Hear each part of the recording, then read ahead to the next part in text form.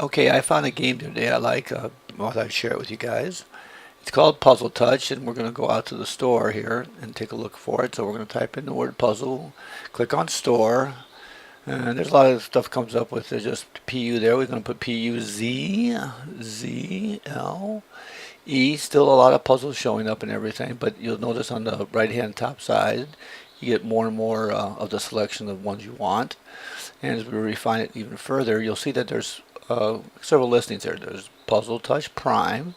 There's Puzzle Junior. Right now, in the recommended area, there's Puzzle Touch, and that's the one you want to click on.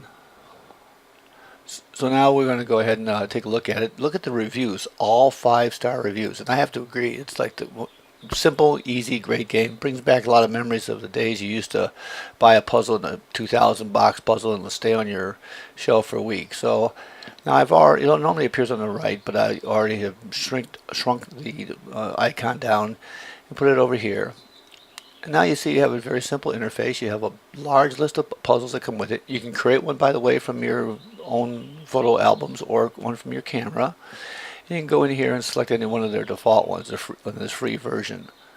So if we click on the first one, well, you see here that there's it says, oh, we're going to do it as 12. And you have a slider here that you can increase the complexity up to, like there's 36 and all that.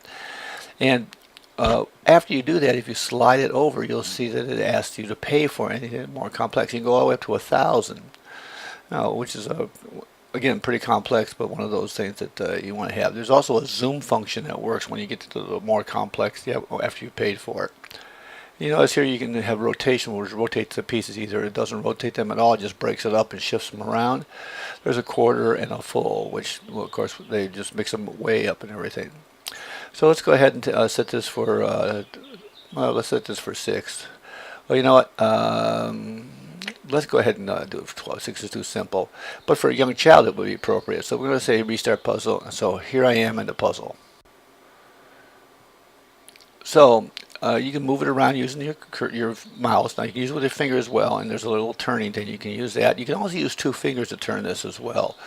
So you just put your 2 fingers on the piece and twist your fingers around to do that. And on the tablet or on a screen that has a touch screen, you can also tap on it and it'll rotate at 1/4 turn. But for the most part, you just sit there and play with these controls to put it in where you might think of doing it. And years ago, you know, you look for the edge pieces, you look for all that stuff, and the corners and that kind of thing. So we play around a little bit with it here. So I'm going to go ahead and play with this a little bit and show you, how you rotate stuff and everything like that. There's on the paid version, you can zoom out a little bit so you have a little extra desktop area. You can put stuff off to the side because your pieces can't get hidden underneath each other and everything. So that's one thing. You also can do what's called a peek. You hit your right click and there's your peek. And you can peek at the box. Years ago, you used to go have the box right there you could look at. So that's what we're shooting for. Gives you a little more clarity on what the heck's going on, what you're trying to build and everything if you didn't pay too much attention. There's also that zoom feature I talked about where in the paid version you can zoom out. So I'm going to go ahead and speed up the solving of this so you don't have to sit through my lumbering solution here. But first we're going to take a look at if you get a piece close to another piece that's the correct solution, you'll notice you drop it, they snap into place. So you have an audible snap to it. Then you can rotate the pieces together. So that means if, let's say this is upside down and you want it to be the other way, you can rotate those all together and everything, they all work. Of course, it won't do if it's not the right piece. So here's the puzzle in speed up mode, so you don't have to sit through all my machinations.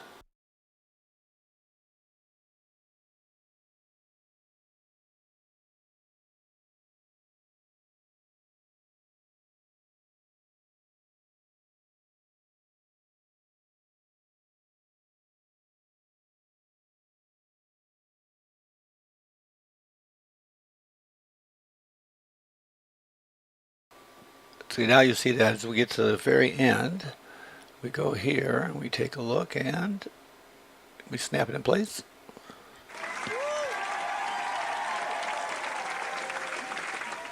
You get a very nice ending and it gives you the amount of stars you get and everything based on how much you, how fast you did it and everything. You can go on and click on to the next puzzle, or you can go buy some more puzzles and everything, and it gives you a rating and all that.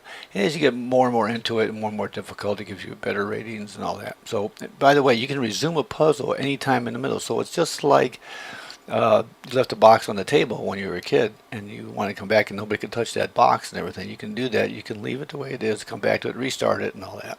So there it is, Puzzle Touch. By the way, it's available on your Windows Phone as well. Just as enjoyable, a little harder to work with, but I would recommend it highly.